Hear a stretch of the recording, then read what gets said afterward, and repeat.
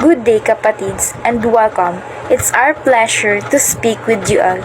We hope that our words will be more informative and inspiring. In today, we will be discussing the general rules for the interpretation. But before I start, let me introduce to you my co-speaker. First, my name is Karen Palino, and my co-speaker is Mr. Cedric Lloyd Gire, Mr. Jaylord Cabello, and Miss Eliza Gail Rodriguez. So, now let us start with the general rules for the interpretation under Section 6 and 10 of CMTA with the curriculum course of Commodity Classification System. A short trivia: there is 6 general rules in applying the tariff classification. So, the rule 1 to 4 is related and should be sequential, while the rule 5 to 6 is applied on their own or stand on their own and applied as needed. Now, let us discuss the application of GRIs. So, Rule 1, when we said Rule 1, it covers the terms of the heading, section, and chapter notes. So, the GRI Rule 1. The premise of GRI 1 is for the user of the HS nomenclature to find a heading with a description that is worded in such a way as included. So, the subject article. Likewise, to carefully check the section and chapter notes to see if there is a provisions defining the goods or if it is specially mentioned as being included or excluded. So, subject article. The subject article of PlayStation 4 video game console is covered with the heading of 95.4, while the clock movement, complete but imported partly assembled, is covered with the heading 95.10, which is the clock movement or the clock watch, clock movement, and unassembled or partly assembled, while the rifle butterstock or made of a wood is covered with the chapter 4, which is the wood, articles of wood, and wood charcoal. So note, if classification cannot be determined according to these 2 criteria, so the classifier must go to other GRI, which is the GRI Rule 2. Now, let us talk with the Rule 2. Rule 2 has 2 ways. Rule 2A, incomplete or unfinished, unassembled or disassembled, while the Rule 2B is mixtures or combination. GRI Rule 2A. The rule states that unfinished and incomplete goods can be classified under the same heading as the same good in its finished state, provided that they have essential character of the complete or finished goods.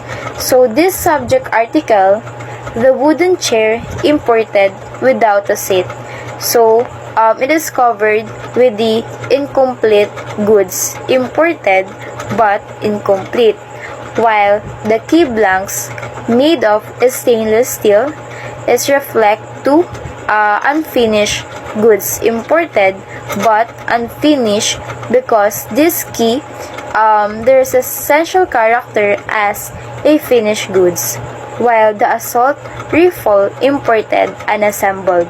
So this covered with the unassembled goods, which is imported but unassembled, because there are times that the goods cannot be imported as a whole.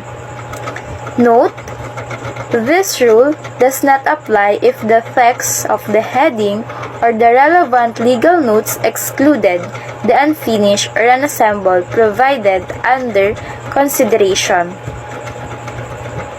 The next is the GRI Rule 2B.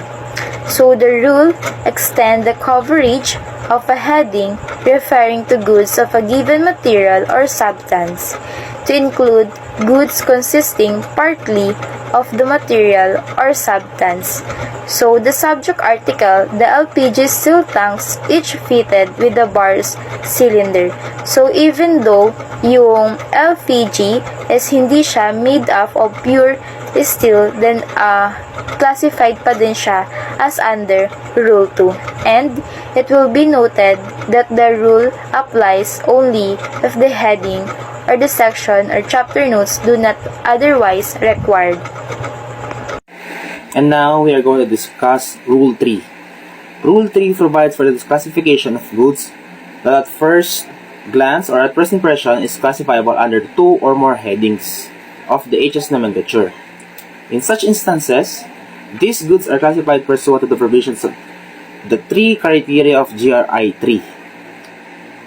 In order, we are going to start with GIR 3A. If 3A is not applicable, next to consider is GIR 3B. Otherwise, proceed to 3C.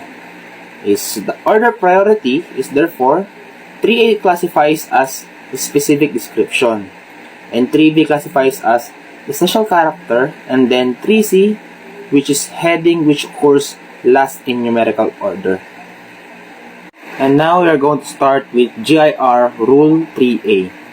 This rule states that classification under a heading providing the most specific description of the goods is referred over a heading providing a more general description of the goods.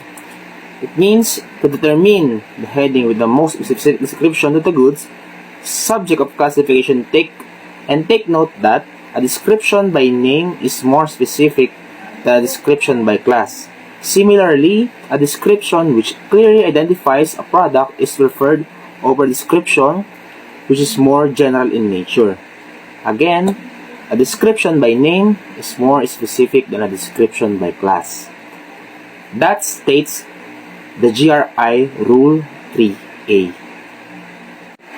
Take a look at this subject article, wooden chair convertible into a stepladder. So, looking at the headings under consideration, which one provides a more specific description to the subject article and clearly identifies it?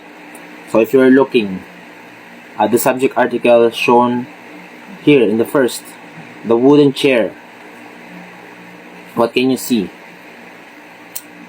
Alright, it's a wooden chair combined with a stepladder. And according to heading 44.21, provides for a general description of articles or other articles of wood, which covers a vast variety of wood products. On the other hand, heading 94.01 covers, among others, or seats, which is clearly specific in describing the subject article. Therefore, by virtue of the GIR 3A, subject article is classified under heading 94.01, or being the heading which provides for a more specific description, which is